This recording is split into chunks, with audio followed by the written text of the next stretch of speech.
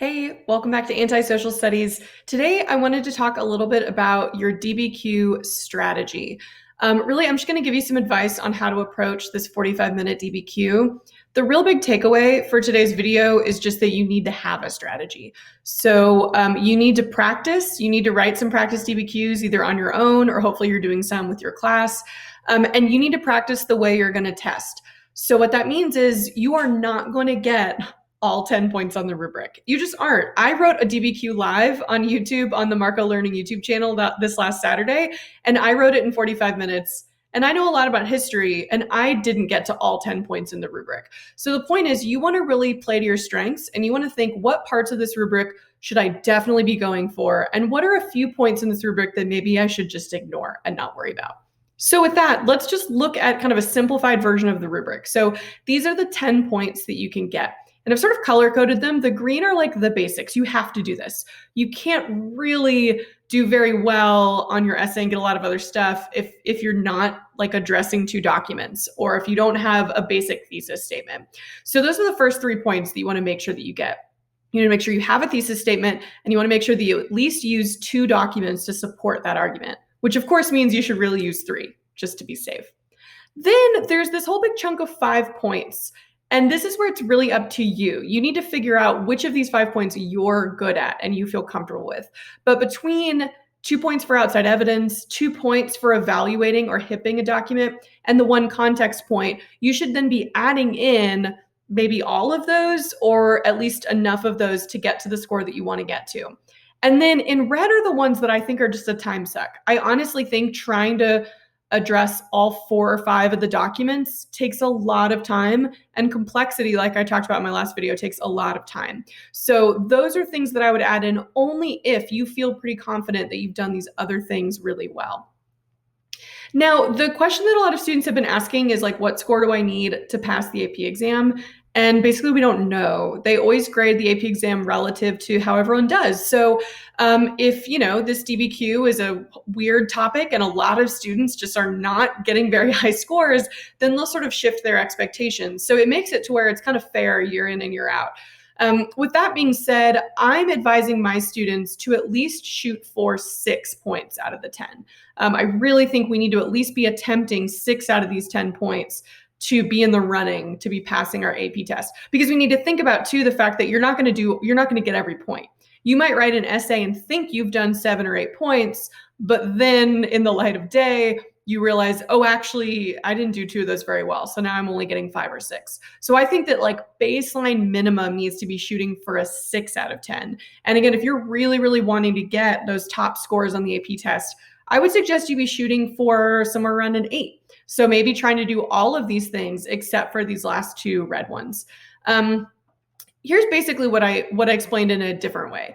So you kind of have what I'm considering like your foundational DBQ essay, which is a 5-point essay. To me, these are the 5 easiest points to get on this rubric. You have your thesis. That's your whole introduction is literally just your thesis statement. That might be just 1 or 2 sentences, and that's fine.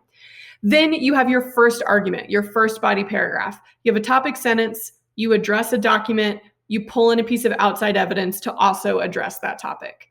And then you do the same thing for your second body paragraph. You bring in 1 or 2 documents, and then you bring in another piece of outside evidence.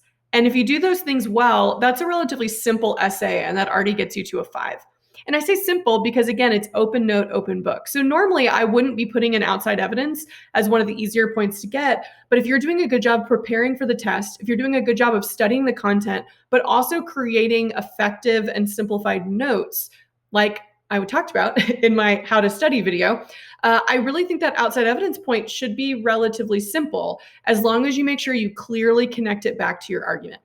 So in my plan, right, if you're starting with those 5 points, then what you want to think about, once you have those 5 points down, then you want to go back and consider the other 5 points as like items on a menu, right? Don't see these 10 points as a checklist, something that you have to do all 10 of them.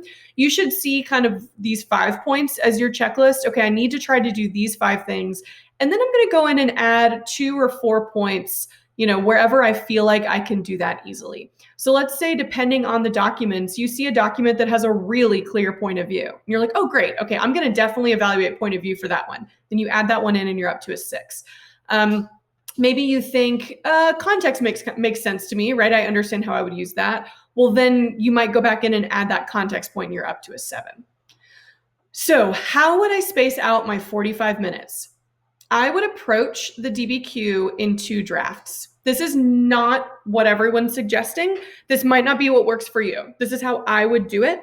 I would think of it as a first draft and a second draft. So I would go in and I would read the prompt and I would skim and organize the documents, not worrying about HIP at all, not worrying about any of that. Just how do the documents answer the prompt?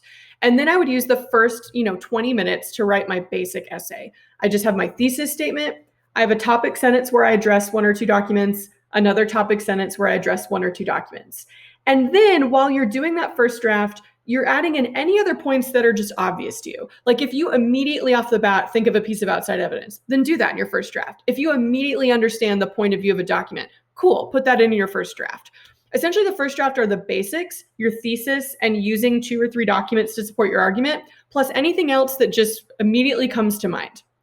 Otherwise, get through and get the basic bones of your essay and then pause, take a 14-second breath, right? And then turn back around and go back into the documents or back into your notes to try to find some of those extra elements. So you might go back into the documents to either add in more to try to get up to 4 or 5 documents, or to add in some HIP where you're going to evaluate the sourcing. Or you might skim through your kind of organized notes looking for other pieces of outside evidence. You might be looking through your notes for complexity, ideas that you can add into contextualization, where you can contextualize your thesis statement or whatever. And so then basically the last 20 minutes or so of your essay are you just going point by point and inserting your cursor here. Okay, I'm going to add in a point of view for document 3. Well, I still have 15 minutes left. I'm going to go in and add context to the beginning of my essay. Still have 5 minutes left. I'm going to go try another HIP. I'm going to try this one too. So basically, until time runs out, until that red light starts flashing and it says you have 5 minutes to upload, you basically are just editing your essay. You're going back and adding in kind of the points that come up to you as the easiest to get.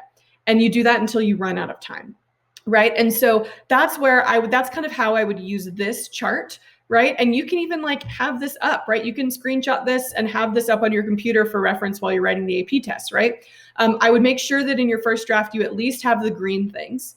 Then after you're done with your first draft, go back and add in any of the yellow points that you feel pretty good about, and do that really until time runs out. Only once you feel like you've done all 8 of these things very well should you spend any time worrying about complexity, or, if I'm being honest, worrying about using all 5 of the documents. Like I said, I wrote a DBQ Live on Saturday on the Marco Learning channel, and I did use all 5 documents just to show students how that would work, and it was not worth my time. I could have stopped after using 3 and spent that time to add in better outside evidence, a better evaluation of the sourcing, all that good stuff.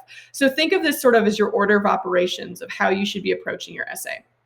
All right, here's one last way to look at this. I'm basically providing you the same information in a few different formats, so whichever one works best for you and makes the most sense for you. These might be your essay outlines. What you want to think about is, am I shooting for a 6-point essay? Am I shooting for an 8-point essay or a 10-point essay? Obviously, you can go in the middle too, that's fine.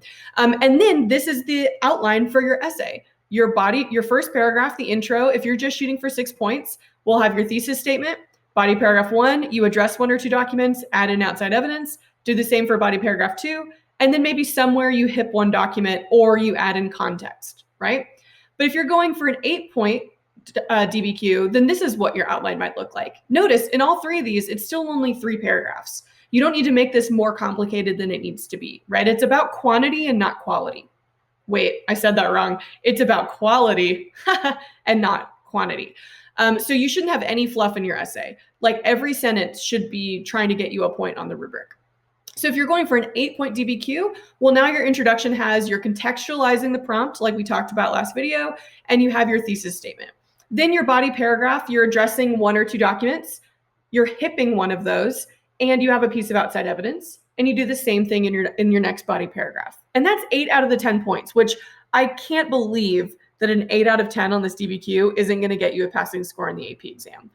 Only once you've done all those things should you think about going back in and trying to do all 10 points, which would mean adding back in the last 1 or 2 documents and adding in some like complex reasoning throughout. So feel free to make your own outline, right? Think of this as a menu where you're sort of picking and choosing the 6 or more points that work best for you. And especially be using your practice DBQs that you're hopefully doing in class or you're doing on your own. Be using those as a good way to determine like which points are easy for me to get. Because there are some points that come very naturally to some students and not to others. You might really intuitively understand point of view, and outside evidence is still confusing. Okay, well then on the day of the AP test, do point of view first. Do the easy points, the points that you feel like you can get really well, then get, gradually more difficult until you run out of time. Okay, so that's me. That's me walking through my strategy. That's me walking through all the points of the rubric. The question I really have for you now is, what other resources do you need before the test? We have about 3 weeks until the AP exam. I am posting resources on my website, antisocialstudies.org. I'm posting a lot of ideas, a key term of the day for WAP on my Instagram at antisocialstudies. And I'm going to be putting up in my stories some polls and some questions asking for what more you want to see from me, either on Instagram or on YouTube. Side note, make sure that you're following my YouTube channel, but also make sure that you're following the Marco Learning YouTube channel, because I pop in there every once in a while. I'm going to be going live on their channel, Marco Learning, every Saturday at around, I believe, 3 p.m. Central up until the AP test. So follow me, reach out to me, let me know what other videos and content I can make that would be helpful for you. And otherwise, good luck on the AP test. Bye.